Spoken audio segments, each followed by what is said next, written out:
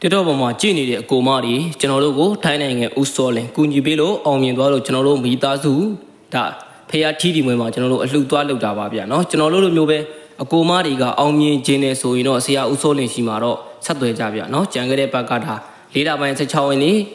3:16မိနစ်မှာထွက်ရှိသွားတဲ့ထိုင်းချဲတွေကိုဆရာဦးစောလင်ဘက်ကပြီးကျွန်တော်တို့ကိုနှစ်ခွန်ဆိုတဲ့ကဏ္ဍတကွက်တဲ့ပြီးလို့ကျွန်တော်တို့မိသားစုအောင်မြင်ခဲ့လို့ကျွန်တော်တို့ဒါ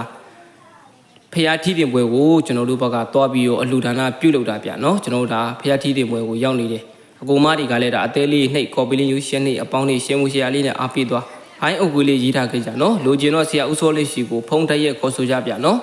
ကဲသူ့ဘက်ကအခု9လပိုင်းတရက်နေ့မှာထွက်ရှိမဲ့ချဲကနန်းကိုလေသူ့ဘက်ကပြန်လဲကူညီမယ်လို့ကျွန်တော်တို့ကိုပြောထားတယ်နော်အခုကြည့်နေတဲ့မိတ်ဆွေများကလည်းအကူမများကလည်းပေါက်ချင်တယ်လိုချင်တယ်ထိထိမိမိပေါက်ချင်တယ်9လမိုးတသိန်းပိုးကျွန်တော်တို့မျိုးပဲပေါက်ချင်တဲ့မိတ်ဆွေများကလည်းဆရာဦးစောလေးရှိမှာတွားယူကြနော်